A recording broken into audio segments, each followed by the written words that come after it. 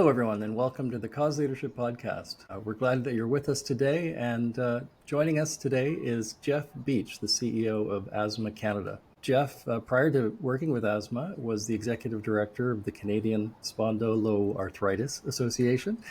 His career began with the Canadian National Institute for the Blind and evolved to progressive leadership positions with Youth Assisting Youth, the Arthritis Society, and the Victorian Order of Nurses, Willow Breast and Hereditary Cancer Support, and Cystic Fibrosis Canada.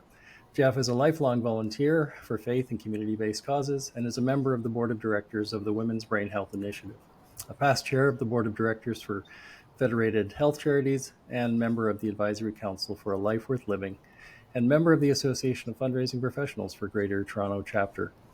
He is driven to help others and thrives on developing and executing strategies to empower people to reach their full potential, despite the health and social challenges they face. Jeff, welcome. We're glad to have you with us today. Thanks, Dave. It's my pleasure to be here. Great.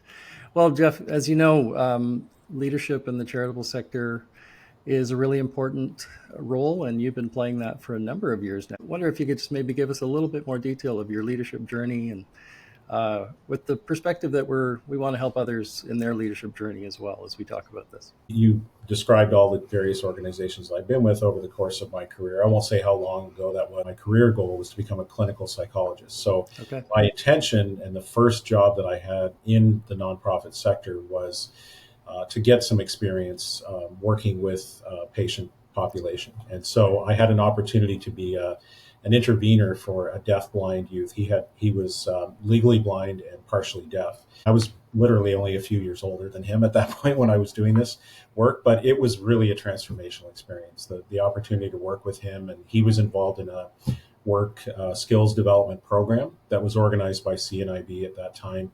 And so I worked with him that year. It really, really affected me, and sort of that was what lit that passion for me in terms of the work that I've been doing throughout my career. But then that also opened a door for me with the CNIB. So I went on to do some other work with them, some contracts. I ran that program that the young person that I was working with was involved with. I ended up running the program a couple of years after that. And then I was doing some work with them in their children's service area, working with kids and families with visual impairments around their resource needs at that time. It just basically evolved from there. And so for people who are looking at their career and development and moving along, I would say one of the biggest lessons that I've learned is to be open to those kinds of opportunities and to challenge yourself and to look for opportunities to do things that will give you experience. I went on to work with a youth mentoring organization and several other health charities more recently, but it's that grounding that I had initially in terms of that work that I did with the CNIB and with that summer work program and being that intervener that really created the passion and the drive for me to devote myself to the work in this sector. And that's one thing that has remained true. And that's why I remained in this sector throughout my career. Yeah, thank you, Jeff. When you look at your career, there's quite a string about healthcare, and obviously that must be an area of passion for you. But within that, you've done elements of fundraising and now obviously executive leadership. Maybe just talking about fundraising to start. Our sector is in a unique scenario at the moment where talented fundraising individuals are harder to find than we've ever experienced. And yet we still have a huge need, and many organizations need the help. Can you speak to that issue that we're facing in the sector a little bit? Sure. I will say fundraising has changed quite a bit over the time, since I became involved with my work in the sector. My initial entree to it was while I was doing program work at the CNIB. My supervisor at the time and I had come up with an idea for a new program that we wanted to develop, and there was no funding for it at that point. So our district administrator, who we reported to, basically said, "It's a great idea. I love it. It's something our community could use, but there's no money. If you can go out and find money for it, I'll let you do it. So we did. We hit the pavement. We met with the Rotary clubs. We started doing bingos, basically anything we could do to generate funds, anything that was legal, I should say, that wouldn't put the organization in a bad position. But I think even back before that, my father used to run the door-to-door campaign for the Arthritis Society. When I was a teenager, he basically gave me a clipboard and a book of handwritten tax receipts and said, okay, you're going out to solicit our neighborhood for donations. And right. with some hesitation, but it's those kind of experiences that kind of gave me that grounding. And through my career, I've had positions. I would say every one of the roles I've held has had some element of fundraising and responsibility for revenue generation. There have been points in my career where that's been my sole focus. I was the director of development, head of fundraising, whatever you want to call it. And then others, like my position now with Asthma Canada, where I'm the CEO of the organization. But obviously, revenue generation is part of what I do, and I work very closely with our staff in that area.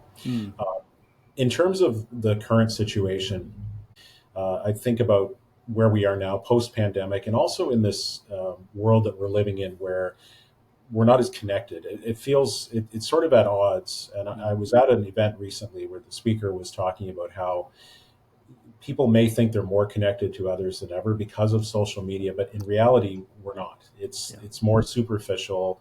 The interactions aren't the same. We're not seeing people face to face. And that has affected the relationships that donors have with organizations, where there used to be perhaps a patient information conference or fundraising events or community gatherings. A lot of those things are happening virtually now, which on one hand is great because it opens the audience for people to participate in a broader sense, and it lessens some of the barriers that people might face. But on the other hand, the depth and the quality of relationships aren't the same.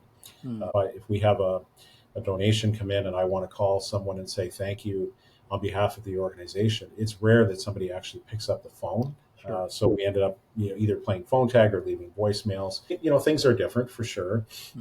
We're also seeing trends in the sector that giving is declining in terms of the number of people that are giving to charities, and at the same time, the demand for our services is never been as high as it is right now. So those two things are at odds.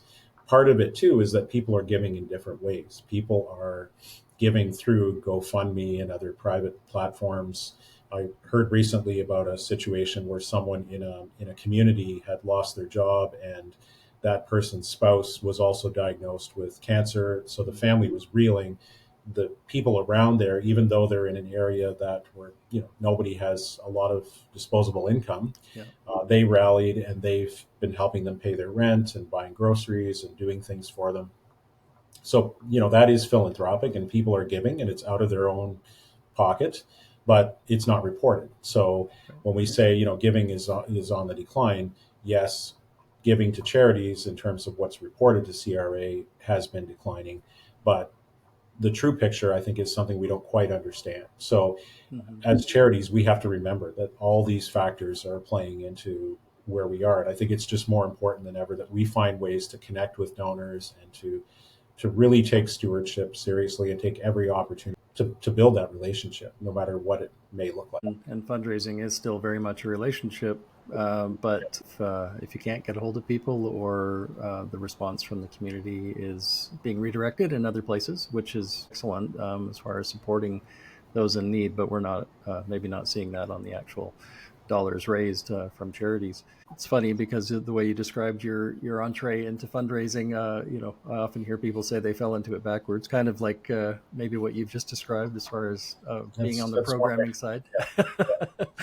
Obviously, you built on that, and you've now moved into executive leadership. And those journeys are never particularly linear, I understand, yet so vital that we have executive leadership moving forward. We're in a situation now that I've expressed as being our largest leadership transition that the sector has faced in decades.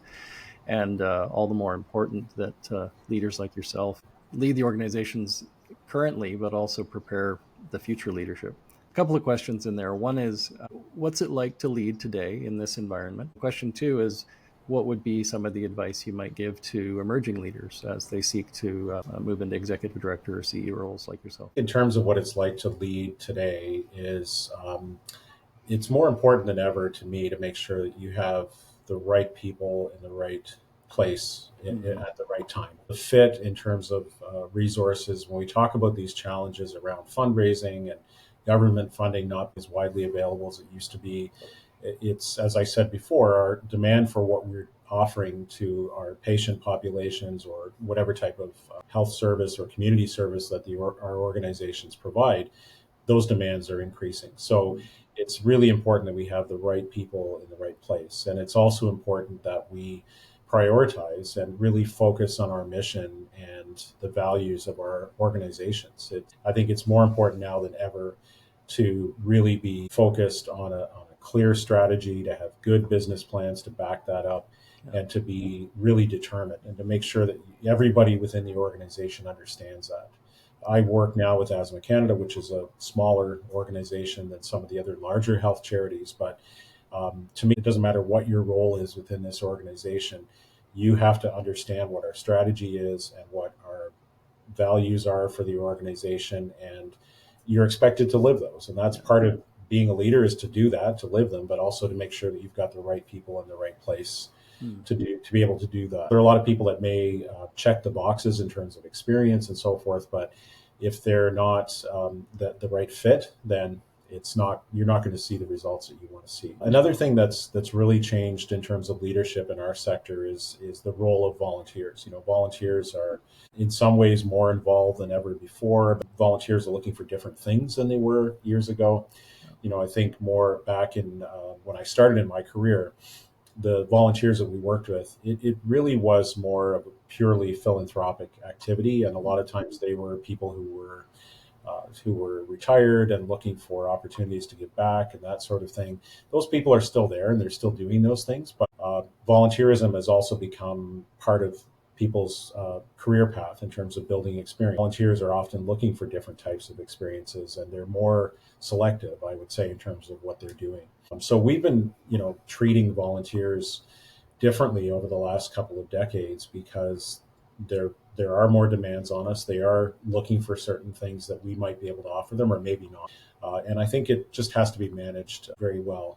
You just can't rely on being a good organization with a good reputation. Donors are looking for, and volunteers are looking for, evidence that we're doing what we say we're doing, that we're having the impact that we say we are, and that the work that they're doing or the funds that they're donating to the organization are having that desired impact. It's a different way of looking at it than maybe years ago. Like when I started, there were certain organizations that most donors weren't really looking under the hood, if you will, in terms of what was actually going on. It was more, this organization, I know them, I trust them, I give to them every year or every time they ask. That's not always the case now. People are looking for more in terms of they're investing in the organization and what they expect in terms of what the organization is offering them. Yeah. So that's part of leadership as well. And I think also one of the big challenges, as I think you've alluded to, is just recruiting and retaining talent. It's a time where, especially on the fund development, fundraising side, it's become increasingly difficult to recruit and retain good staff. And there seems to be a lot of turnover, a lot of burnout, and it's very competitive now in terms of the limited pool of resources. So those are some of the things that I think people need to keep in mind when they're looking to build their leadership capacity as well. And when we talk about emerging leaders, sometimes they're not always given the opportunities to lead at the time frame that they're looking for them in, or perhaps organizations just don't have the bandwidth to really kind of develop them. But when you consider the emerging leadership group today, that let's just park it around the kind of mid-30s to early 40s, which would sort of be the next obvious level of leadership that's coming up. How do we attract them? What are the elements to bringing them into our sector in a meaningful way, in a way that sets them up for a certain amount of success, or at least the ability to achieve what they want from a career perspective? And what do you see as some of the things that we can do to attract that next generation to the charitable space? When I look at emerging leaders, younger people are looking for leadership opportunities earlier on. When I started in my career, for the first decade or so, I was just taking on different things just to learn from them, pay your dues type of concept. And I think a lot of people now are looking for opportunities to be leaders, to move into management roles quicker. As a sector, I think we have to recognize that and, offer people opportunities and maybe take a chance on someone who might be a little bit younger that doesn't have a huge long CV with all kinds of experience. If they have the elements in terms of what you're looking for, and you feel that they have the fit for your team, perhaps giving them a chance. That was really, for me, I would say the most challenging, but certainly organization that I learned the most from earlier in my career was with the Victorian Order of Nurses, or VON. Yeah. And I was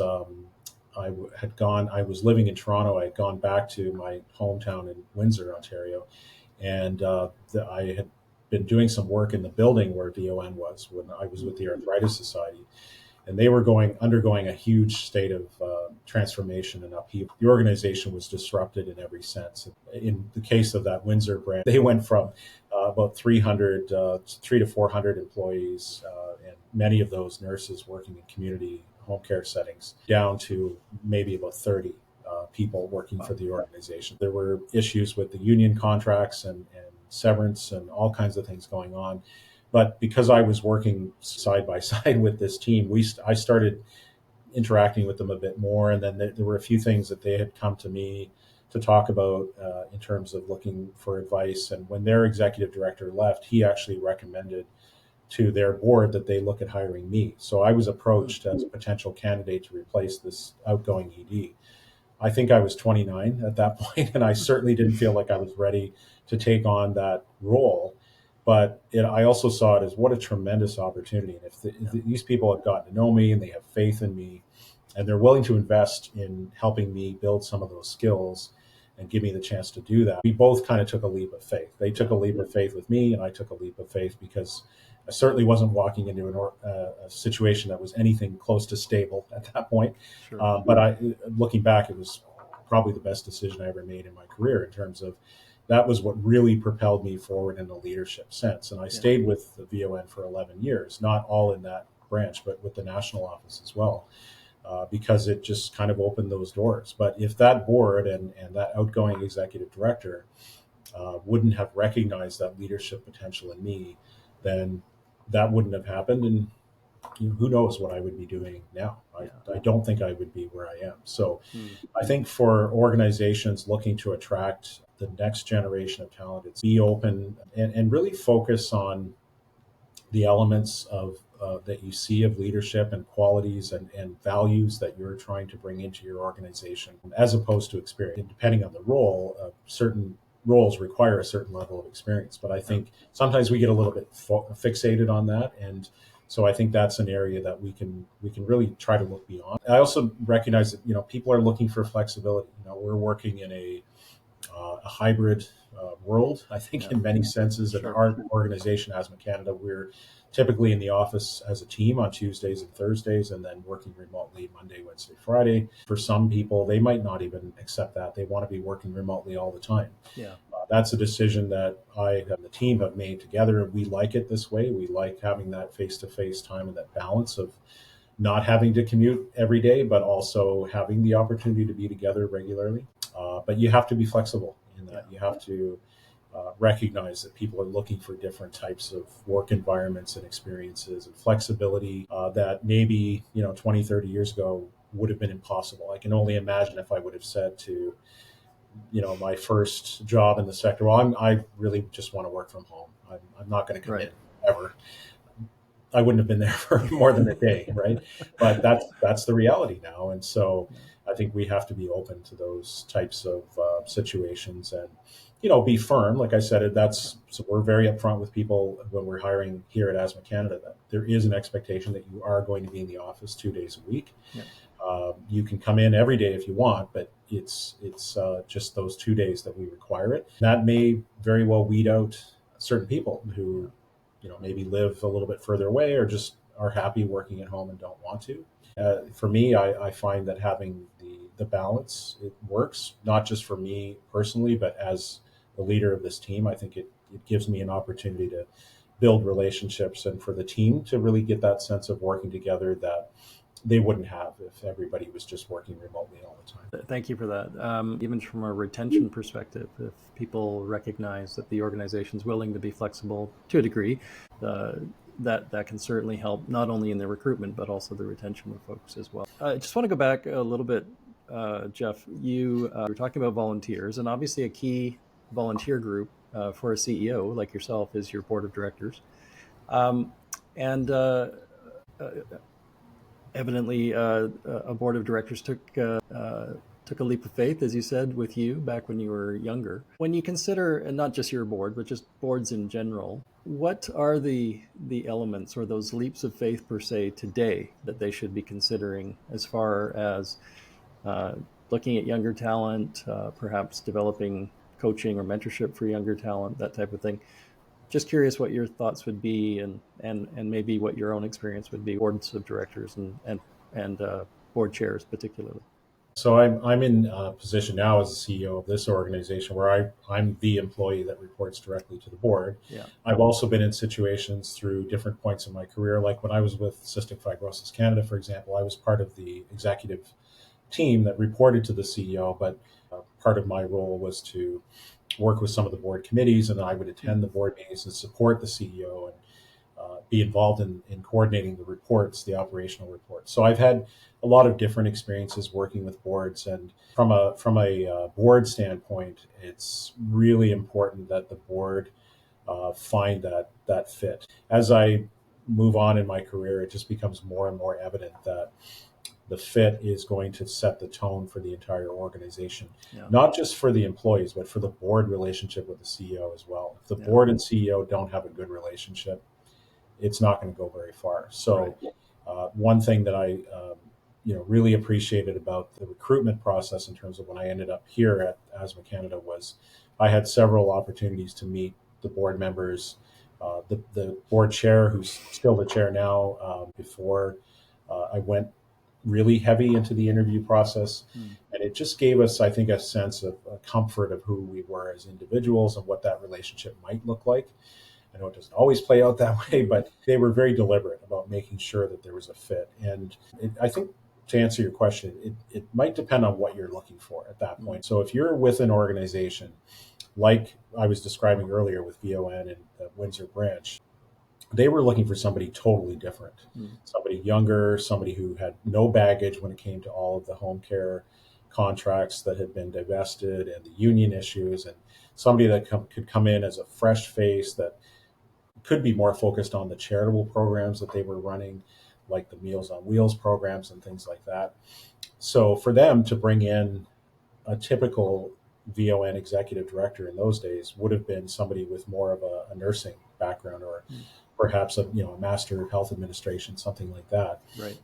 But they didn't want that. They wanted somebody like me at that point. And I do have a lot of gray hair now and so forth, but in those days I didn't, and I was young, and that's what they wanted. So you may also be in a situation as a board where there's some big operational issues that have to be addressed. Maybe there needs to be a big shakeup. Maybe some staff need to change and move out of their roles, or perhaps there's been difficulty recruiting, and so you need to have somebody who's going to really be able to focus on that.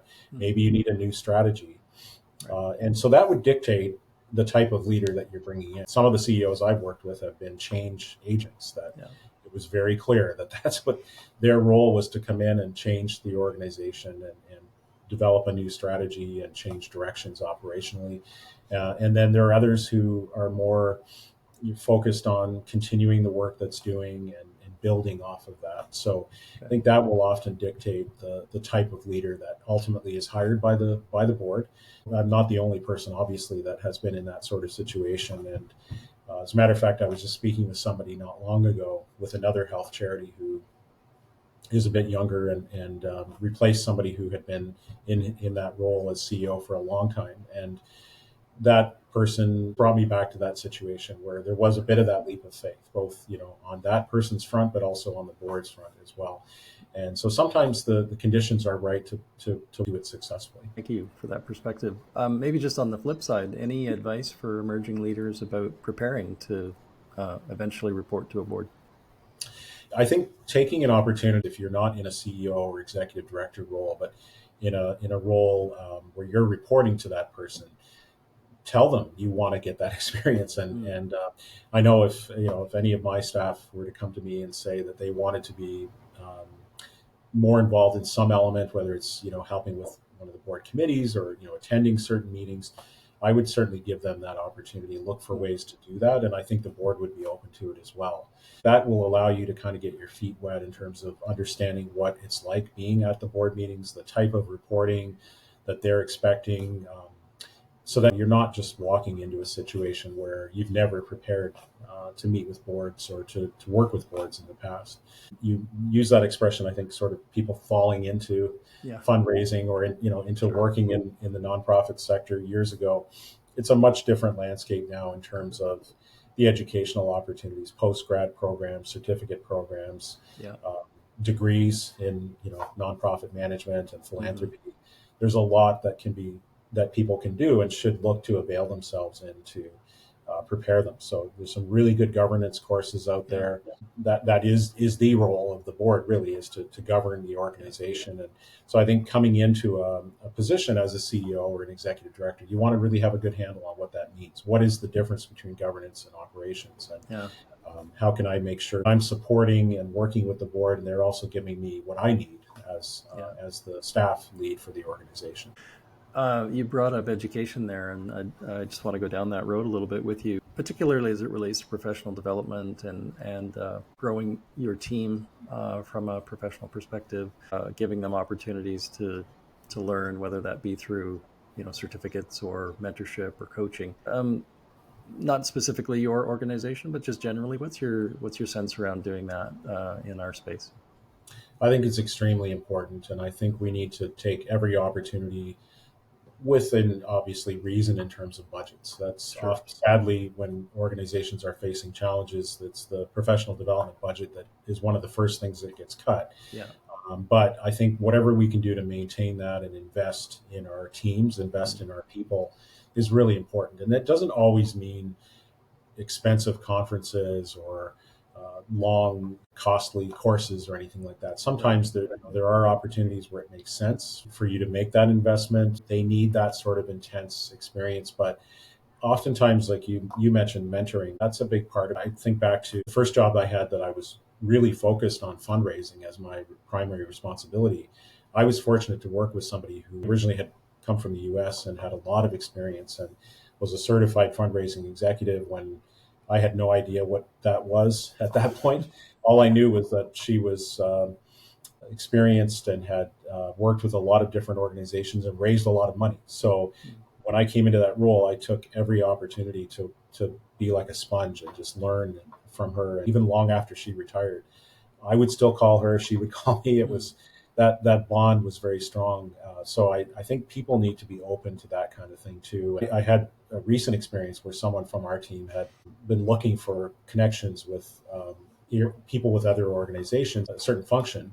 I was able to connect that person with some former colleagues and people. And then I found out that there was actually a group that sort of loosely organized that gets together on a regular basis of similar functions within health charity. If you're looking for that opportunity, take it. If you're someone who's in my seat and has to manage these tight budgets, try to do what you can to support development and encourage people to find those kinds of opportunities that maybe aren't costing a lot more than time, but certainly the investment will pay off in the long run. Thanks, Jeff.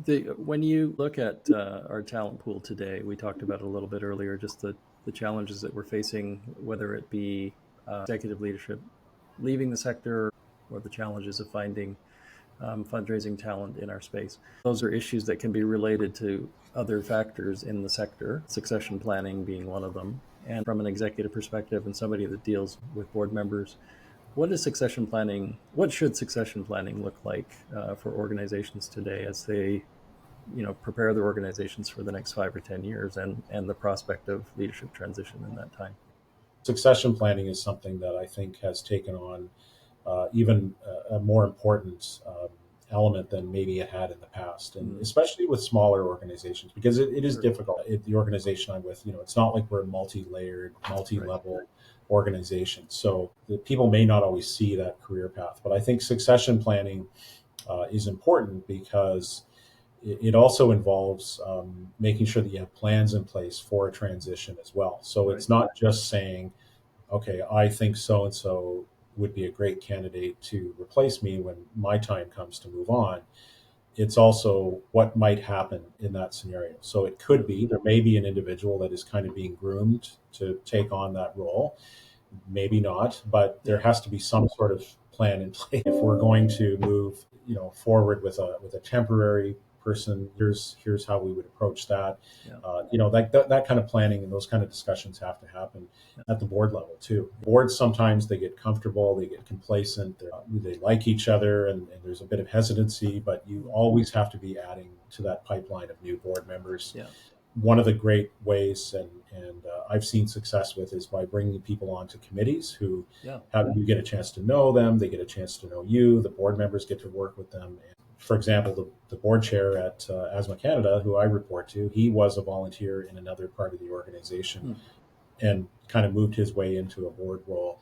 I don't think that was his intention, but it became evident that, hey, this is a guy he's a good leader, he's very passionate, he brings a lot of skills that we need to the table. Let's get him on the board. And then he eventually became the chair. I think having, that succession planning is really important. And it's something that we have to make sure that we devote some time to. And I found, in my experience, bigger organizations tend to be more formal about how they go about it. But for an organization that's smaller, it's still important. And it's still something that we need to consider, because things change. Your situation changes quickly. You may not intend to be going anywhere, and then something happens health-wise, family-wise, maybe another opportunity lands in your lap that you weren't expecting, and you end up moving on. But you want to make sure that the organization is set up for success in that transition. A couple of thoughts, not necessarily my thoughts or original thoughts, but just when you consider where our sector's at and some of the solutions that we need to consider for talent, and perhaps even the money from a donation perspective. One is finding talent from outside our sector. We've talked about boards today. Oftentimes board members are from outside the sector, and yet we tend to hire people from within our sector. The prospect of bringing talent in from outside the charitable sector, and perhaps aligned with that, the idea of mergers and amalgamations in the charitable sector. But let's start with the first part as far as talent from outside the sector. Again, what's your thought on that? I've seen that be highly successful, and I've seen in some cases where it hasn't been. Right. In cases where perhaps it hasn't been as successful, it might be because the candidate, the person, didn't realize what they were getting into, or hadn't had that experience. My advice to somebody who's in the corporate sector who's thinking about nonprofit work would be get onto some boards, do some volunteer work, and not just sitting at a board table of a big, huge hospital foundation or something like that. Experience some of the dirty work in terms of what we actually do as a sector, and really understand what it's like to work in this type of sector, because it's a big transition. If you're going from a business where things are done in a certain way and you have certain resources at your disposal, and you have unlimited expense accounts and things like that, I would hope the vast majority of people would understand that. But I think if you go without having that experience, maybe as a board member, as some sort of a senior volunteer in the sector, then you're missing out on an opportunity. It kind of gives you almost an opportunity to test drive a little bit in terms of getting that experience and really understanding what you're getting into. There are transferable skills. People who are leaders, who are, for example, highly successful in marketing, communications, sales, those types of roles. They often do come into our sector. I have a peer who runs one of the health charities who was a highly successful marketing executive for years, came into nonprofit as the director of marketing and communications for an organization, then eventually became a CEO of another organization. There's lots of examples of where it's, if you're a person looking to make that leap, you have to have some understanding of how things are going to be different, and if that's what you really want in terms of the next stage of your career. But at the same time, there are skills where, I think about my opportunity to work with that person I was just describing. I learned a lot from her, and a lot of it was different because she had worked for many years in the for-profit sector. I think oftentimes it does work well if it's well thought out and planned. And of course, it depends on the role and what you're looking for in terms of that experience. Just to rule somebody out because they don't have any experience working in the charitable sector, to me, would be very short-sighted. Totally agree. We got to take a level of care that comes with transitioning somebody in, but I do think it's one of the potential solutions for our talent needs as a sector. And how we do that is important, but not just rejecting somebody because they haven't been in the sector before. My other question, just around the idea of mergers and amalgamations. We've seen some of that in our space. United Way has done it. Habitat for Humanity has done it. Some healthcare groups have done it as well. Cancer, obviously, being the largest example of that. What's your sense? Is that an area that we need to look at more closely as a solution to talent and fundraising? I certainly think there's a place for it. It's obviously something that needs to be managed very carefully and done well. I had a bit of a glimpse into it with one of the organizations that I worked with that eventually was amalgamated within the cancer world. But at that time we were a standalone organization, but there were discussions and rumblings happening at the point. Eventually that did become a reality. And so it just made sense that there just seemed to be some duplication. And the idea was, we can be stronger together than we are at odds with each other, sort of thing. We also, at that point, and sometimes this is necessitated by funding issues, funders may insist, if it's government funding or perhaps corporate funding of some sort, there could be pressure to do that.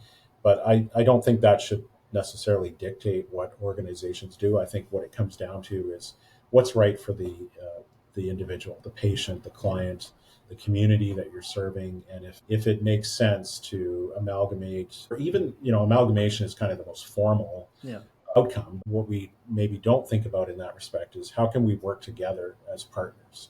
And so in the lung health space, we do that with other organizations. We're the organization that is focused on asthma and respiratory allergies. There are other organizations that are focused on, let's say, COPD, for example. And there are some broader lung health organizations too. But we talk to each other. We work together in coalitions on advocacy initiatives and things like that. And we try not to duplicate what we're doing and what we're offering. And that really helps us become more efficient and more effective. And at the end of the day, like I said, it's about the patient. It's about the client, the population we're serving. Sometimes amalgamation and mergers is what makes the most sense. Sometimes it's not. I think it's just one of those things that we need to be considering. Just like for-profit businesses, there are mergers and acquisitions happening all the time. And sometimes people think that certain charitable organizations are like sacred cows that can't be touched. But the reality is if the conditions are right, if it makes sense, and there's that spirit of cooperation and let's come together and be more efficient and effective, it can work. Good, thank you. One topic we haven't touched on yet is just compensation in our sector. And I know it can be a sensitive issue for many organizations and the realities that they face. Your thoughts on charitable sector compensation and perhaps some thoughts on where we need to go with it?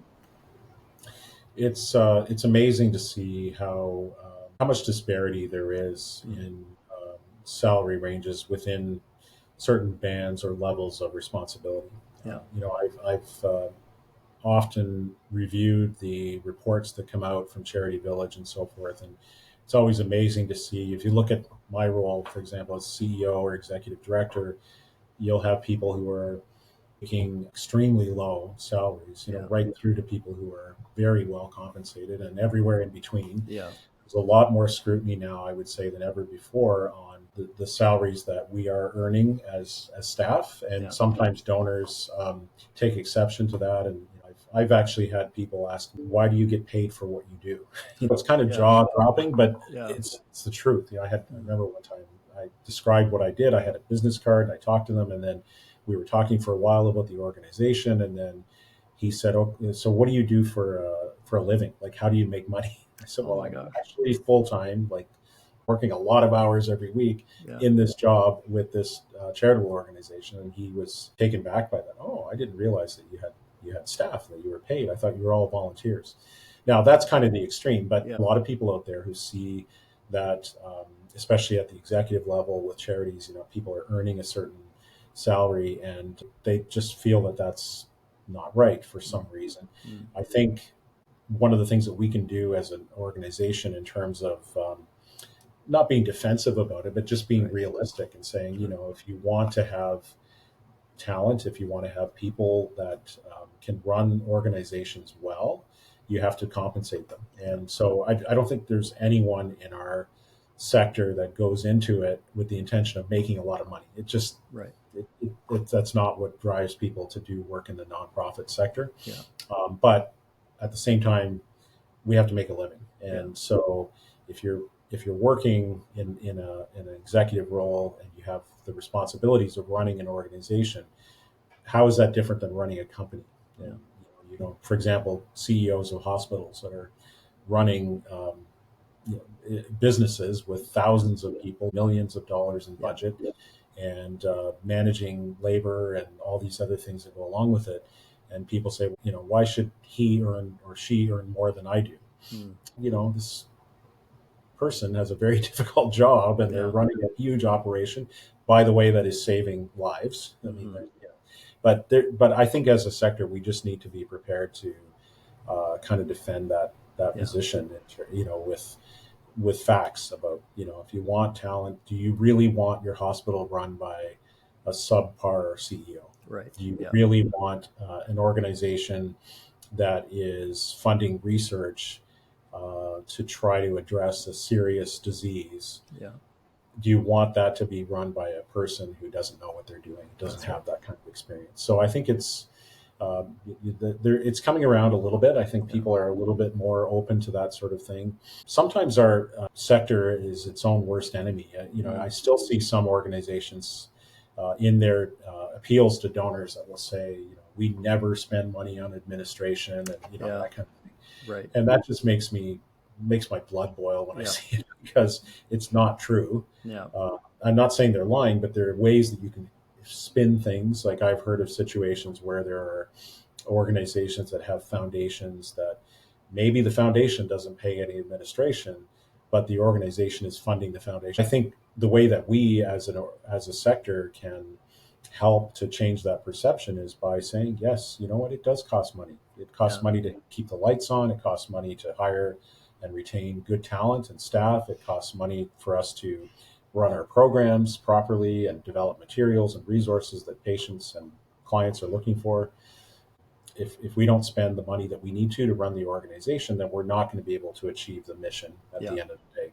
And that's the impact, the mission. That's what we want people to be focused on. If you're going to be critical, which you should be as a donor, you should be looking into what the organization is doing. But it's really about how many people benefited and what kind of lives were changed, or animals were saved because of our donation. Like that's the kind of thing that we want to try to get people to focus on, and just recognize that, if you want to have good people working in our sector and staying in our sector, you have to pay them. They have to live. The important work that's getting done, and whether it's health related or poverty related or food insecurity, so many needs today that just wouldn't be addressed if we didn't have the talent. The only other thing I'll say there is people are literally counting on us in terms of their health, their welfare. Like you mentioned, food insecurity, things like that. Like, there are so many people now in our society that rely on organizations to help them feed their families. You talk about a huge responsibility. It's so important, and you want to make sure you have people that are running organizations like that are doing well, and that they are, in turn, that we're also compensating them fairly. Because it's tough. It's hard work. It's never easy. And, those of us that are in the sector and that have, in my case, stayed, kind of been a lifer, staying in the sector, it's because I love what I do. But if I wasn't able to pay my bills and feed my family, I wouldn't be doing this. No, absolutely. You have to be compensated. Jeff, Asthma Canada obviously is one of our key health initiatives in Canada today, and appreciate that you are leading that, and want to Hear from you. Tell us a bit about Asthma Canada, some of the exciting things that you're working on at the moment, how you're going about addressing that health issue in our country. Great, thanks. Thanks for giving me that opportunity, Dave. Asthma Canada is an amazing organization that I'm so grateful to be the CEO of at this point in time. There are over 4.5 million Canadians that live with asthma, and we estimate that about half of those, about 2 million people, have uncontrolled asthma. And within that 2 million, many, many people do not even know that their asthma is not controlled, and they're putting themselves at risk all the time. So we're trying to get messages out to help people understand what asthma control really looks like. Some people may think, I have asthma symptoms every day and I use my rescue inhaler and I feel better, and that for them that's control. But in a medical definition sense, that is not. That means that you have signs of uncontrolled asthma. As a matter of fact, if your asthma is waking you up and if you're not able to do physical activities anymore that you want to be able to do, there could be other factors there, but the message is get it checked. People do tend to downplay asthma. They minimize it. As a matter of fact, one of the families that we work with that helps us with advocacy initiative, they lost their daughter who was in her 30s to a fatal asthma exacerbation or attack. But as she was literally gasping for her life, she was telling people around her, don't worry, it's just my asthma. It's just my asthma. And so it just breaks your heart to hear that kind of thing. And so that's a key part of what we're doing, is trying to educate people about what asthma actually is.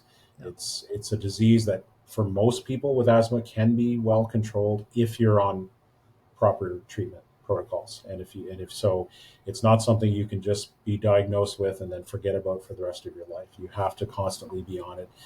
Some people may go through periods of life where they consider that they've outgrown their asthma. That may be the case. There are people who maybe have asthma symptoms that come on when they're in their 70s. Really, it's a disease that we don't quite have a single cause where we can point to it and say, okay, it's because of this that people get asthma. There are a number of factors. And now with the environmental changes that we're going through with climate change and weather events, the wildfires, for example, we're really starting to see that even now as we have this conversation in May 2024. There's reports of some major issues already with wildfires, and that's just going to get worse, unfortunately. What that means for people, obviously people in the immediate area, it's a huge concern, but as the wildfires spread and grow, the fine particulate matter in the air is really contributing to poor air quality. So people with asthma and other respiratory health conditions are going to feel the effects of that. And so that's part of our patient education programs, as well as helping people understand how to manage their triggers, how to speak to their doctor about their disease, when to get help, what are the flags, like that sort of thing. How to support someone living with asthma if you're a caregiver or a parent of a child, if you're a teacher, for example, if you have kids in your class that have asthma. So that's one area of our mission. We also are focused on advocacy for access to healthcare, access to medication. We do a bit of advocacy on the air quality front as well. So looking at what's good for the environment, clean energy, clean air. I sit on a panel called the Green Ribbon panel, which is made up of different organizations from the energy sector and from other organizations that are concerned about the environment. Our job really as a panel is to make recommendations for policy changes.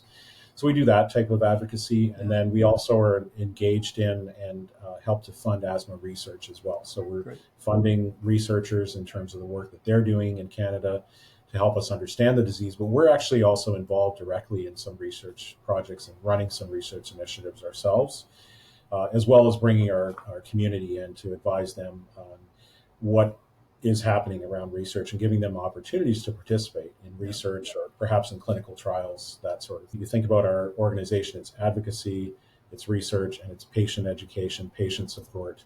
Part of that, as well as we have an asthma and allergy helpline that's available free of charge to anyone. If you're a patient, caregiver, you have questions, concerns, it can be accessed by phone or by email. And we're an organization that we have occasional projects that are government funded, but we're not regularly government fund it. So right. Okay. we're relying on the generosity of our donors and sponsors and individuals and companies in communities across Canada that support us in the work that we do as an organization to help patients live better lives. Oh, that's great, Jeff. Thank you. And evidently, the interconnectedness with health and the environment, and yet also the interconnectedness around how we fund and support research and advocacy and the work that you guys are doing. Appreciate you giving us that feedback. And I just want to thank you. Thank you so much for being with us today, sharing a bit of your leadership journey, sharing some of your leadership insights, and certainly sharing about Asthma Canada with us. It's been my pleasure, and I also want to thank you for the opportunity. It's great to be able to share some of this with others, and I hope people get something out of it. But thanks again. I appreciate the opportunity. Yeah, thank you.